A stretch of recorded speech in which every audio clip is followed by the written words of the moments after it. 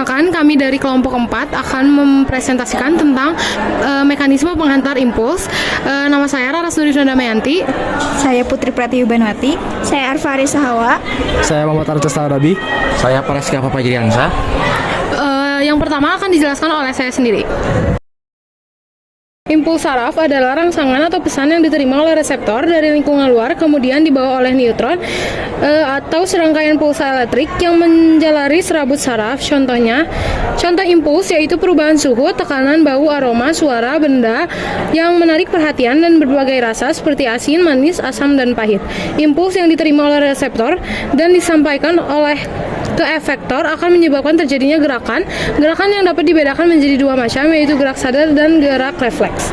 Yang pertama, gerak sadar adalah gerak yang terjadi karena disengaja atau disadari. Contohnya, gerakan memegang buku saat ingin belajar atau mengambil pensil saat ingin menulis. Penjalaran impuls pada gerak sadar relatif lama karena melewati jalur panjang melalui otak. Selanjutnya ada gerak refleks, adalah gerak yang tidak disengaja atau tidak disadari. Penjalaran impuls pada gerak refleks berlangsung cepat melewati jalur pendek yaitu otak tengah, medula oblongata atau medula spinalis. Impuls tidak diolah oleh pusat saraf dan neuron di otak hanya sebagai konektor. Gerak refleks dibedakan menjadi dua macam, yaitu refleks otak dan refleks medula spinalis.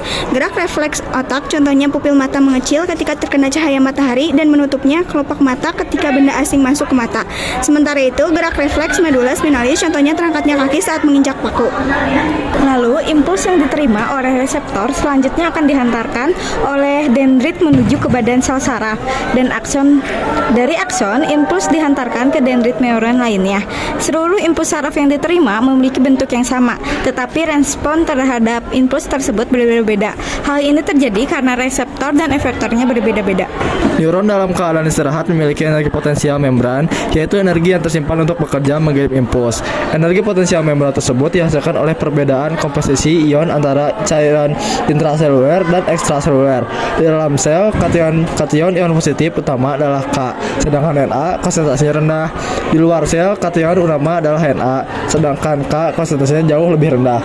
Energi potensial membran tersebut dipertahankan dengan cara memompa K ke dalam sel dan Na keluar sel sehingga konsentrasi K di dalam sel tetap tinggi dan Na tetap rendah.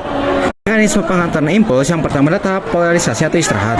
Pada tahap ini, neuron tidak menghantarkan impuls sehingga saluran ion Na+ dan K+ tertutup dan bagian luar membran bermuatan positif, sedangkan bagian dalamnya bermuatan negatif. Selanjutnya, pada depolarisasi, pada tahap ini neuron sedang dilalui oleh impuls. Keadaan neuron pada tahap ini yang pertama, saluran ion Na+ terbuka, akibatnya ion Na masuk ke dalam sel dan muatan listrik mengalami perubahan di bagian luar maupun di bagian dalam, di mana bagian luar bermuatan negatif dan bagian dalamnya bermuatan positif. C. Tahap repolarisasi. Tahap repolarisasi terjadi ketika neutron sudah dilalui impuls. Hal ini mengakibatkan saluran Na+ tertutup dan tidak aktif. Sementara itu, saluran K terbuka sehingga ion K akan keluar. Sekian presentasi dari kelompok kami. Terima kasih sudah mendengarkan. Wassalamualaikum warahmatullahi wabarakatuh.